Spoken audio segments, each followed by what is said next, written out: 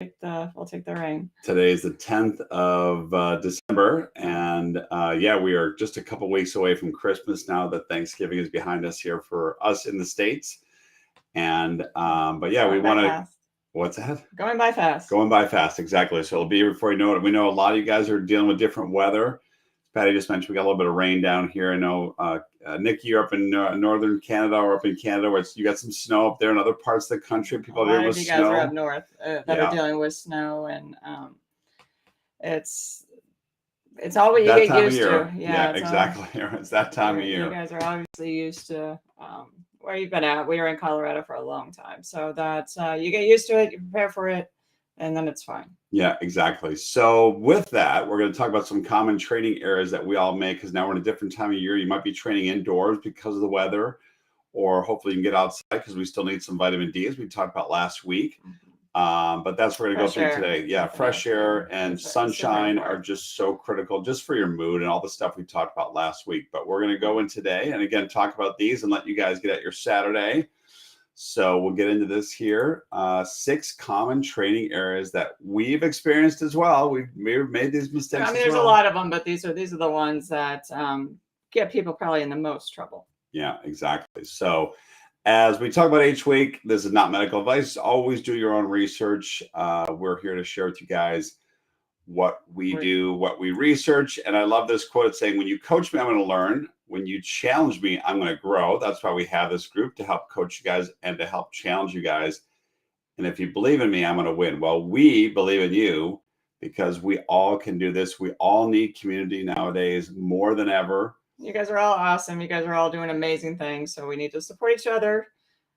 So we stay motivated to keep doing those amazing things. Yeah, so we can keep thriving as we get older and we become injury resilient. That's the whole goal of everything, right? So again, today we're going to talk about 6 common training errors. Love that little image there. Last week, this is a quick recap. We talked about vitamin D. Super important. Super important, especially this time of year, because we're in winter time, right? Us in the northern hemisphere here, we're getting less sunshine. So we already know that 70% of the population is insufficient, meaning you're low. And 41% are deficient, meaning So you most are. people are Yeah. gonna probably have to take a supplement. So you talk with your doctor. There's a test that we discussed, easy test that you have to take to know what your levels are. To know, remember, we don't want to the RDA and all this stuff. We don't want to barely survive. We want to thrive. So a lot of the levels that for thriving and for having the great benefits of vitamin D are higher. So do your research, find that out, talk with your doctor, and see. But this is super important to know what your levels are and to know that they're at optimal levels. Yeah, exactly. And so this time of year, we want to keep our immunity high. This is another reason why. It's not going to cure everything, but it's going to help you. It's just that little It's a extra critical part. piece of the puzzle. And it's going to help with your mood, all those things. And you try to get natural sunlight. That's the best thing. And it's free. That's the best part about it is. Now, it's harder this time of year because of the winter time, but when you can, try to get outside. And again, you can get some of that through other food like egg, tuna, and supplements, as Patty just mentioned. So, and there's the test. It's the 25 hydroxy vitamin D test. Just ask your doctor about that. They'll know. Yeah. They'll know exactly what that is. And if they ask you why, just say you want to get it tested because you want to know your levels. So remember, they work for you. Exactly. So many people forget that they work for you, not the other way around. So anyway, today we're going to talk about these 6 common training errors, right? So typically we're starting off with doing too much at once. You've always heard that: too much, too fast, too often. So you have 3 major levers that you can pull when you're talking about training. It's going to be either increasing the intensity, increasing the volume, or increasing the frequency. So a lot of people are doing a December challenge. Nikki, Michael, Ivan, a lot of you mentioned that. So that means running every single day. So that's increasing your frequency. So you cannot increase your frequency, add another day in that's going to increase mileage, which would be your volume, and then add another intensity, a speed work in there. That would be pulling all 3 levers at once, and that's your biggest risk. This is the biggest mistake, one of the biggest mistakes that people make. So if you're going to where if you're only running 4 days a week, to run every day, that means 7 days a week. That's a big increase. You want to, if you're doing 5 miles a day for those 4 days a week, 20 miles, spread that 20 miles out for those 7 days and see how your body takes the increase. So don't increase intensity, don't increase volume, increase just that frequency. If the first week you feel okay, all right, your body can handle it. Maybe add just a little bit of volume the next week. So you, like I said, you can't pull all 3 levers because the natural tendency is like normally run 3 or 4 miles a day. I'm not going to run 1 mile in one day. That's silly. So I'm just going to run 3 extra days running my 3 to 4 miles. Like I said, that's a large increase for your tissues. Running is always, I don't care if it's slow, fast, whatever it is, it's still 2 to 3 times your body weight. So not recognizing that you can only adjust one of these one at a time. So look and see, like I said, days of the week, whether it's mileage or whether it's intensity with speed work. Those are the things that you're going to be playing around with, but only one at a time.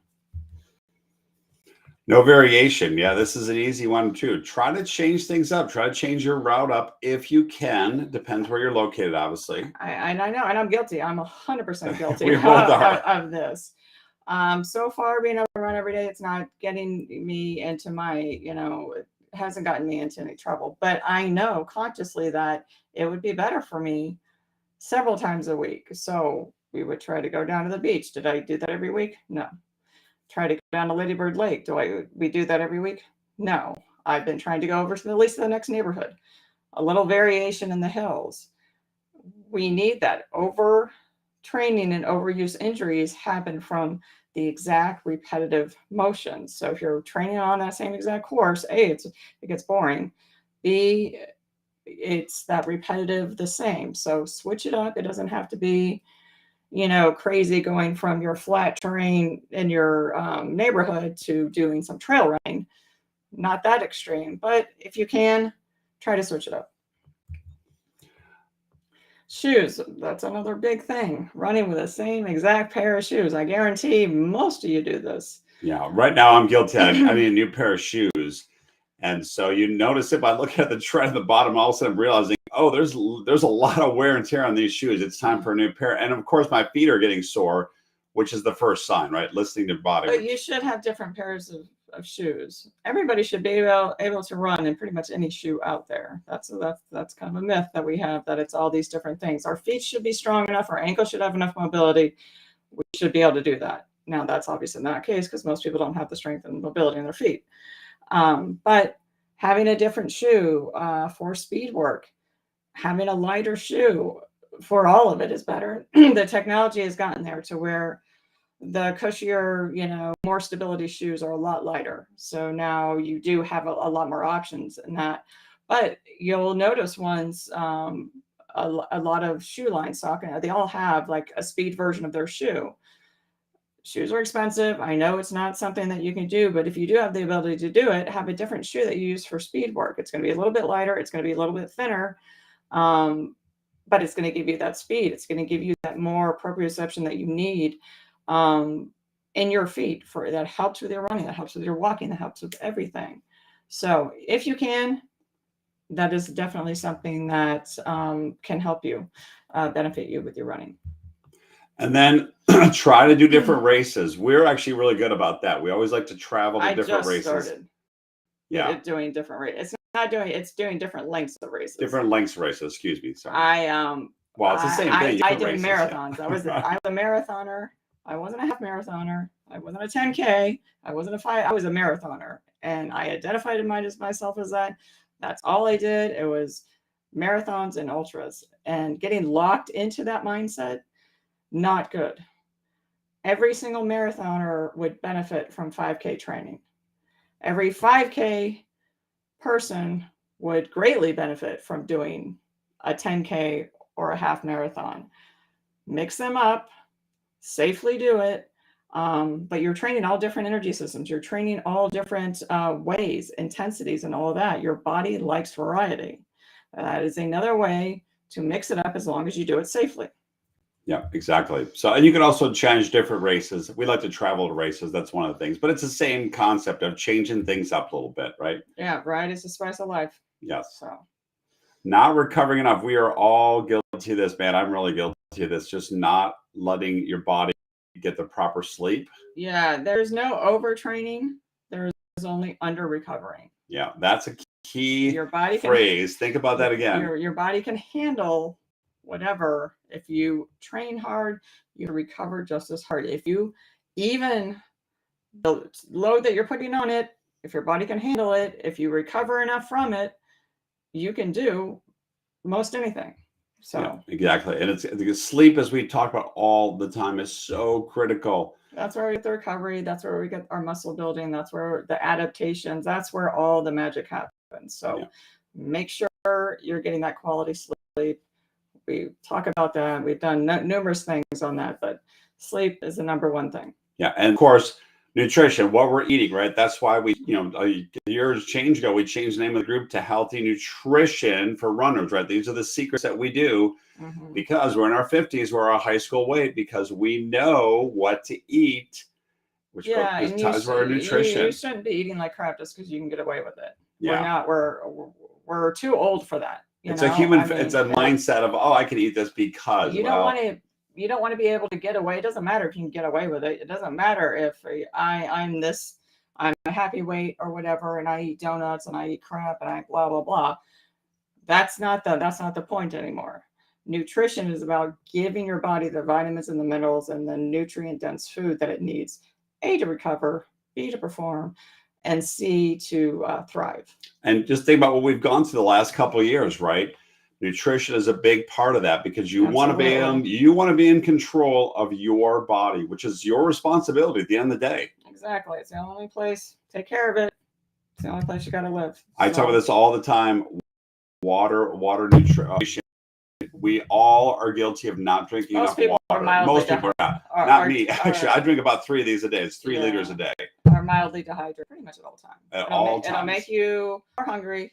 It'll make you'll have more cravings, and it will 100% affect your recovery. Yeah, and that's the biggest. These are some easy tips, but just do those things right there. Again, hydrate. With electrolytes, they're super important. We get salt is the big thing that you're going to. If nothing else, I put salt in the water right there. That's it. My water.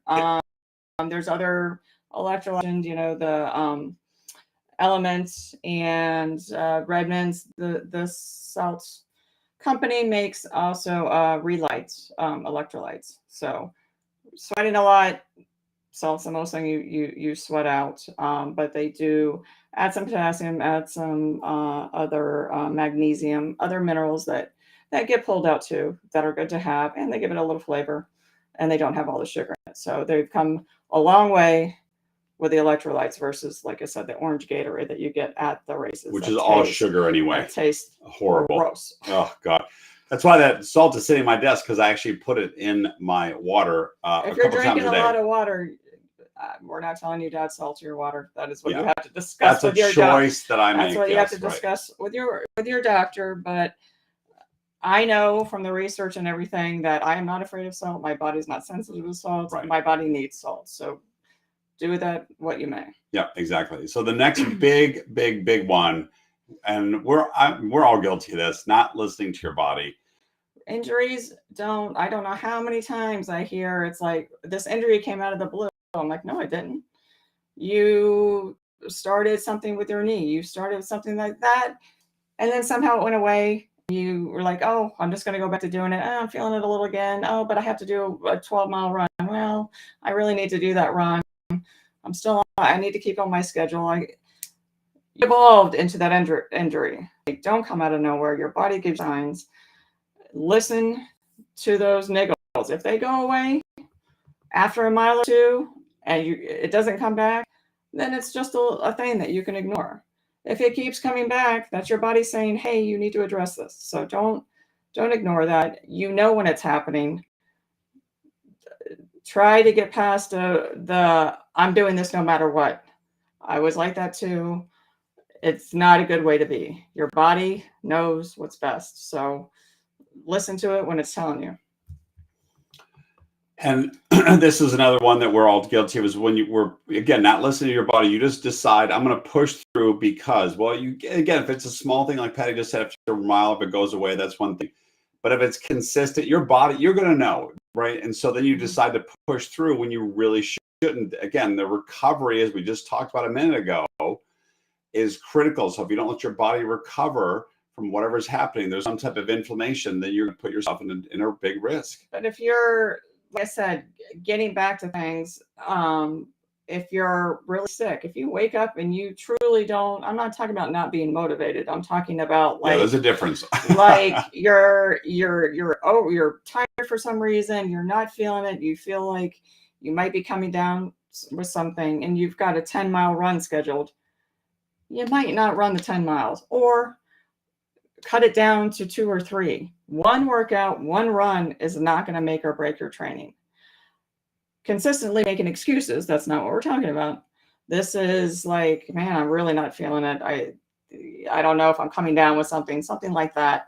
Pushing your body when it's not quite up to being able to do that workout doesn't benefit you. So right. Well, that's what we talked about last week with the vitamin D. So if you're a little bit off, and that's a factor, it's not the only reason, but it's a factor, then you end up pushing through if you really don't feel well, especially this time of year is when typically people get, and there's a reason for that, is because your vitamin D levels are lower. That is a main reason, not the only one, but that's a main reason. And people aren't outside, they're not outside, exactly. There's a bunch of different things, but that's not having your immune system optimized. Pushing it through when it's trying to fight something off and you ask it to do something extensive, not the best idea. Yeah. Now this is one that we were both guilty of. I've gotten much better at this, not doing the dynamic warm-ups. And I committed to this. I did. So that's why she's still running every day. Before, right. But I knew I had to 100%. I commit to this.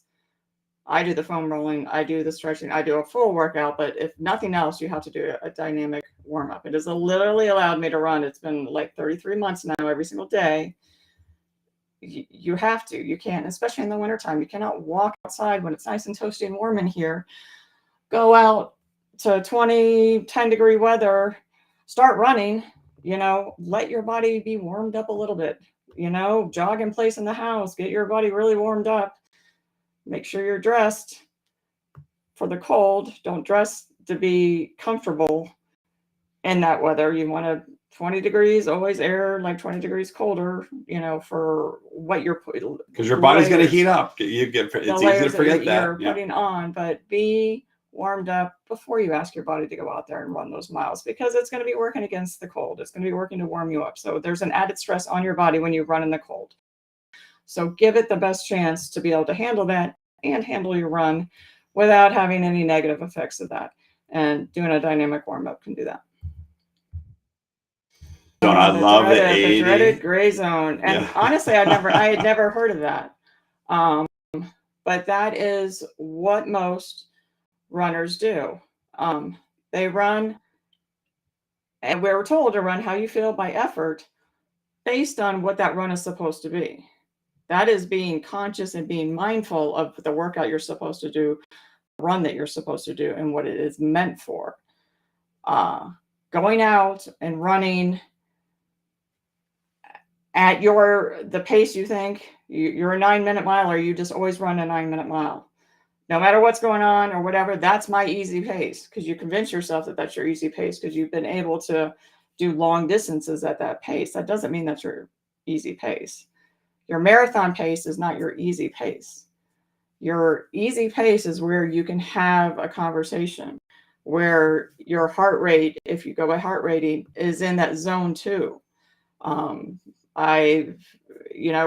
That's when I was talking about the other day about running with running groups. It's a good way to find a slower pace. You're more apt to, when you're meeting new people and new runners, hey, where are you from? It's easy to have conversations.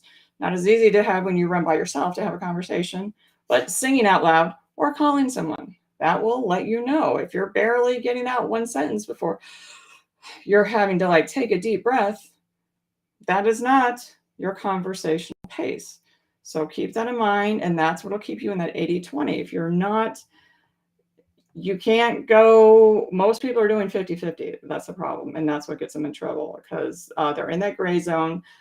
So their easy runs are not easy enough. Their hard runs are not hard enough. So Yeah. that So gives 80-20 applies to everything in life. It really does. yeah, especially with running. And depending on what's going on, that might go to 90-10. You know, Right. if you got a lot of stuff going on, those things can change. That's when listening to your body, knowing how you're recovering, feeling, you know, if you're recovering, you know, if you wake up and you feel good. And if you're consistently feeling bad for these runs, you're probably doing them all in an effort. Remember, an easy run should feel easy. It should feel easy afterwards. It should not wreck you. If it's doing those things, then you need to mitigate something. Most of it is slowing down your pace. But we have egos as runners. No matter what pace we are, we don't want to look like that slog out there. Who cares? And no one else cares. No one else cares. We put so much pressure on ourselves for people that don't care. You know, no one's going to look at you and be like, oh, that person's slow. Why are they running out there? They're going to be like, oh, God, they're running out there. Yeah. Who cares? Or they're going to say, who cares? I wouldn't run unless someone was chasing me. You know, I mean, no one's thinking about it. So do what your body needs. The slow, easy run is what builds your base. You can't have a base. You can't have a foundation. Build on top of it without a solid foundation. So that easy running is what does that. So you run those 2 hard, then you do speed work. You do those crazy workouts that suck, but you're never able to do them you haven't recovered enough, because all of your running is not allowing you to recover enough to where you can do that short little bit at that intensity that you need, that's going to give you the gains. So you're always in that not quite hard enough, not easy enough. So you're not working all those different energy zones that you need to make you a well-rounded runner and to allow you to perform at a race like you want to. So, and this is the one we talked about starting last year. It's almost been a year, not strength training. All of us are getting older. Everybody in this group is typically over 40, and we need to be strength training, because once you get over 35, your muscles start to lose muscle. And you start to lose bone density at 50. Yeah. So literally it starts going down at like 30. And that's hard to hear. But I'm like, I think if younger people knew that, maybe they would be encouraged to start strength training. It's much easier to build muscle when it's much easier to build those habits. But it doesn't matter where you're starting at. I don't care if you're 50, 60, 70, 80 and you've never strength trained. You need to get doing that. Safely, slowly, progressing with good form. You might have to hire someone, but I'm pretty sure all of you guys are doing your strength training. And if you're not, that's the whole point of this group, is to hold you accountable to start training. And just like running, it's just consistency. We know this, right? And it's easy because life gets in the way. I get it. We're all busy. Yeah. But you have to be focused on that to realize you want to make sure you're going to be injury resilient. The whole point of all this stuff, and strength training is a core piece of that. Yeah. And you know, if you sporadically run, you're not going to build your fitness. You know that. I mean, if you'll recognize that your body will. Oh yeah. For training, I'm a little off. Barely trained for your half marathon. You're not going to have a great race, but you know it. So you can't sporadically strength train when you feel like it. It's only, a minimum 2 days a week, like 30 to 40 minutes. I know every single person has that amount of time. When you think about it from that perspective, there is no excuse. There really isn't, right? There's just not. And we're all guilty of it. Okay. But again, there's no excuse. So this is just a reminder. And we're not talking about lifting a 5-pound weight that you could do 40 reps of. Remember, we're not building endurance with our strength training. We build our endurance on the road. We build our endurance with the miles. We are building strength when we are strength training. So lower reps, your last 2 to 3 reps need to be a struggle. It can be body weight, but your body weight, you have to make it to where it is. Doing single leg squats, doing an overhead you know, having your hands over your head when you do a squat, doing wall squats. You know, those are all things that increase the level of just doing. Most of you could probably do 100 body weight squats. You mix it up a little bit. And if you can't progress into it, that's all you got. It's just common sense. But if that is easy for you, do it on a single leg, do a Bulgarian squat, do a wall squat. There's variations. If you don't want to go to a gym, you really don't have to go to a gym, but you have to progress the exercises to make them hard enough to solicit the adaptations that you want. So push-ups, you can do variations of push-ups. Planks, you can do variations of planks. Side plank, I'm pretty sure most of you is not going to have an easy time with side plank because I still don't have a lot harder than you realize. And you know, if it's easy, well, then you need to do the star one and have your hand up and your leg up, you know, and do leg lifts with it. There's all these different variations that you can do of these exercises that don't need a lot of equipment. So don't use that as an excuse. Oh, I don't have the equipment. Oh, I don't want to go. I hate gyms. That's fine. All these things you can do in your house, but make sure you are progressing it. Make sure your last 2 to 3 reps, if you're doing 8 to 12 reps, is hard. Superset exercises, if that's what you need to make it harder. There's all these different things that you can do to make them harder. Right. So this is why we have the group here to hold you accountable. And you know, when you push yourself and you get done, you're like, man, that was a great workout. And you start building on that again. Got to be progressive enough. Push yourself a little bit more. If you need assistance with that, either hire a trainer at your local gym or reach out to us. We can give you some tips on some of that stuff. There needs to be progression. It's got to be progressive, right? So again, this all ties back together. We've been talking about this recently because we're getting that holiday season. If you guys want some help with getting your macros dialed in, just get started, because so many people just need help getting started. And figuring out. A lot of people have no idea how many calories they should eat, no idea what macros they should be at. It all sounds confusing. You're going to hear a different thing, but there's a formula for you. There's a simple formula. We can figure that for you. And get you, like I said, on the right track. Get you going. You would be shocked as we talk all the time. It's simple substitutions and changes. Small changes. Small hinges open big doors, and it's so relative to everything in life. So if you guys are struck right now, go to runtips.us/call. It's on the bottom of the screen there, and in the lower part there, it's runtips.us/call, and we can set up a time. There's no for this. We'll just get you going, and you'd be surprised. So it is not that many changes. So I'm going to leave it on the bottom of the screen. There's a new feature I found out in this software we're using. runtips.us/call, and if you guys want some help, and if not, that's okay too. Use this information we shared today to have a great Saturday, to have a great weekend, because you deserve it. Absolutely. We believe in you. Happy Saturday, everyone. You guys have a great weekend, and we will chat again